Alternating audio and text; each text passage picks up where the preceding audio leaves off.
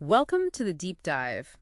We dig into source material to pull out the key insights, basically giving you a shortcut to getting properly informed. Exactly. And today, we're tackling football.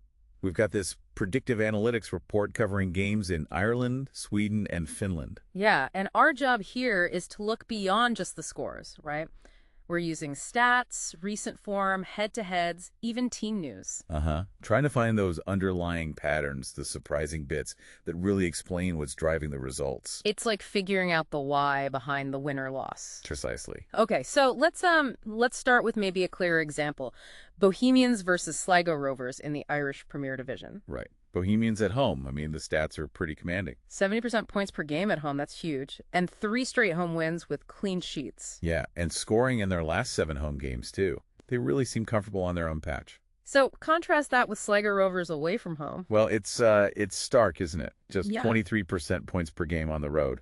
And no draws in their last 7 away.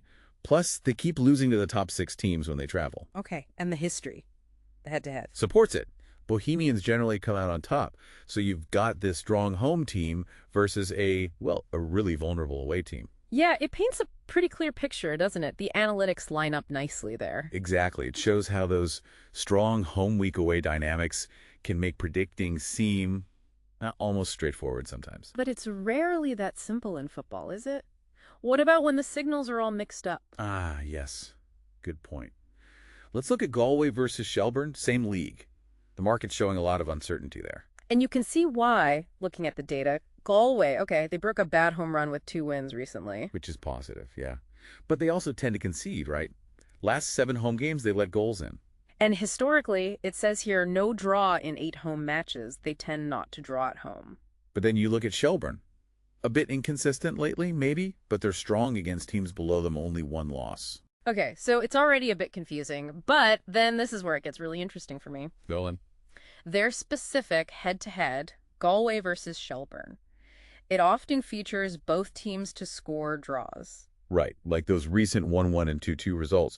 So their overall home record says no draws, but against this specific team. It's the opposite. That specific pattern seems to clash with the general trend. It absolutely does. And, what do you make of that? The data is almost contradicting itself. Yeah, and then throw in the external stuff. Crucial factors. Galway's top scorer, Moses Dyer, he's out suspended. Big miss. And Shelburne just changed their manager.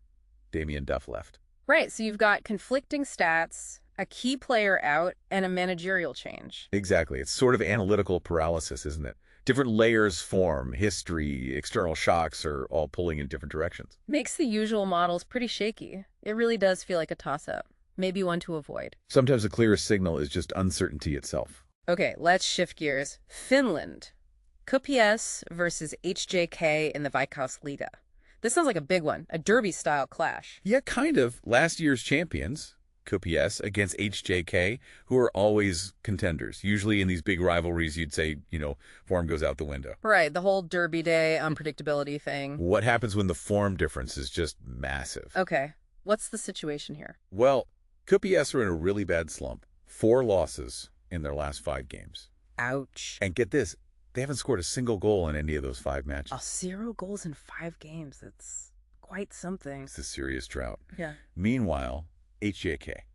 Let me guess. Opposite end of the spectrum. Completely. Unbeaten since late April. 3 clean sheets in their last 4 games. Okay. And under their new manager, they've won 5 straight. Yeah. And in the last 3 wins, they scored 4 goals in each game.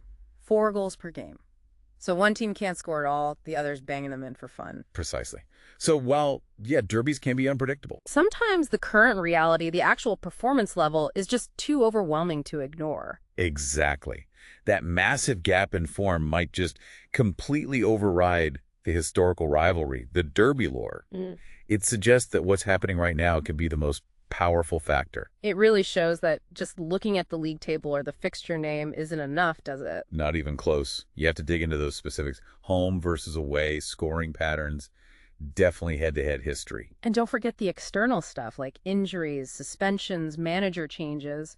those ripples can be huge. Absolutely. It's about piecing together all those different fragments of information. Yeah, to find those deeper, maybe more reliable clues rather than just relying on who won last week. It moves you beyond just the superficial form lines. So as you're looking ahead to the next big match, maybe think about what hidden patterns, what specific dynamics could give you that a little bit of extra insight.